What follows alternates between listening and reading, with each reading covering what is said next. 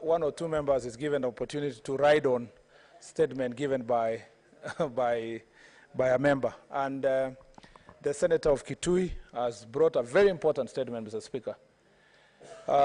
It is instructive to note that this House carried out a very serious investigation on this same matter in the last Parliament. The Chair of Labour and Labour Committee and I think Social Services, Senator Sakaja, then now Governor Nairobi, even with his committee visited Saudi Arabia to investigate this matter.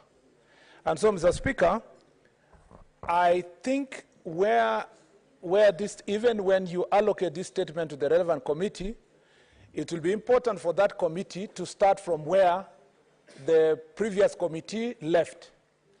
And I think, Mr. Speaker, even before visiting the Saudi Arabia as a country, we need to find ways of engaging the embassy here, National Employment Authority, especially the institutions or the agencies that are given licenses to take people to other countries.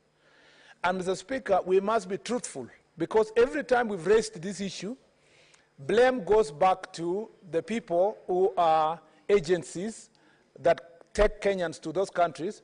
But then when we blame those agencies again, the agencies retort by saying that the persons who have been sent to go to Saudi Arabia, they go and change employer because they move to a different employer who then becomes abusive and becomes difficult to track these employers.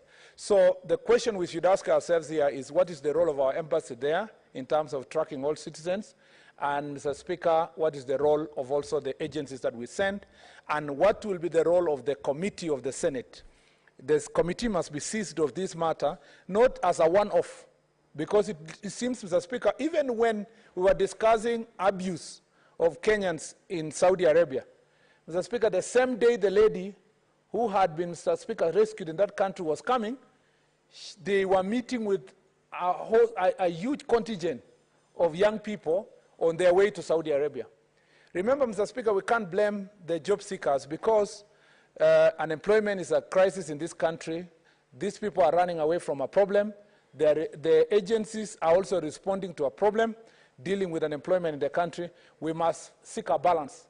We are not saying Kenyans should not work abroad. In any case, foreign exchange now earns the country more money than any other export. Mr. Speaker, diaspora population send more money and earn us more dollars, Mr. Speaker, in foreign exchange than any other export in this nation. So it's still important to have Kenyans getting opportunities to work abroad.